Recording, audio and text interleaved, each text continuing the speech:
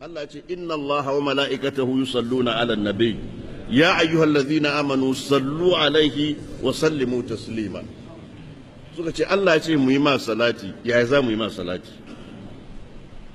Me yasa ku da kuke sahabbai ba ku kirkiro salatin da za ku yi ba? Ba su yi an fi su yi larabci ne? An fi su yi larabci ne? Ka ce Allah ya ce mu yi ma salati, ya za mu yi?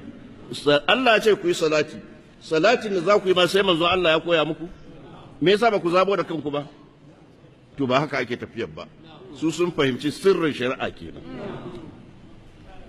Faqala sai manzo Allah ya ce shikenan kowa ya ce abin da ya ga dama.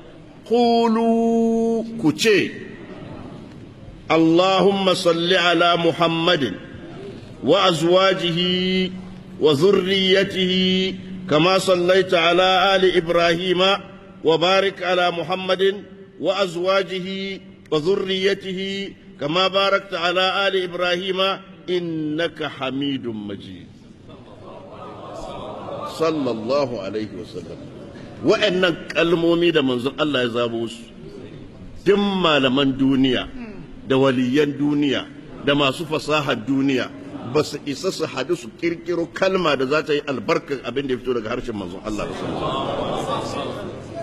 saboda wannan manzon Allah ne ce ku faɗa in ka je lahira Allah ce don me ka faɗa sai ka ce manzon Allah manzon ka yace na faɗa amma duk wani wanda ka bi shi ka je lahira wallahi ka yi kasara ka bata lokacin ka.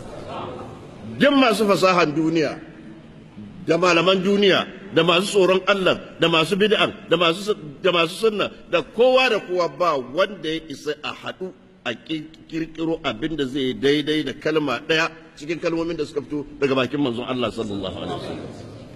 Shi yasa daga yanzu in ka ɗauki wannan kana yi har lahira ba ka da wanda ya isa ya zo ya ce maka a'a, amma duk abin da ka kama kana yi bayan shekara 100 wani zai zo ya ɗaga ma ya sa ya ce dan me ba ka da abin da zaka ce sai ka ce ai fada ai tashin hankali ai kaza ai kaza ai kaza. To wannan kuma ai ba hujja bace ba ko wannan ba hujja bace ba. Tashin hankali da wauta da hauka da mai ai ba su ake so ba.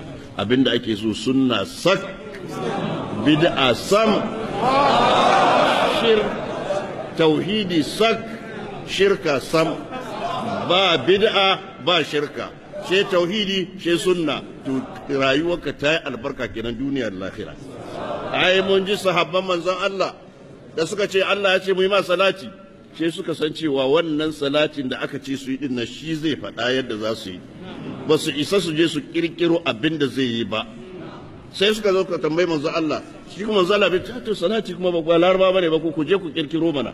A'a, duk wanda ya kirkiro ma salati ya bata ma lokaci, ya batar da kai.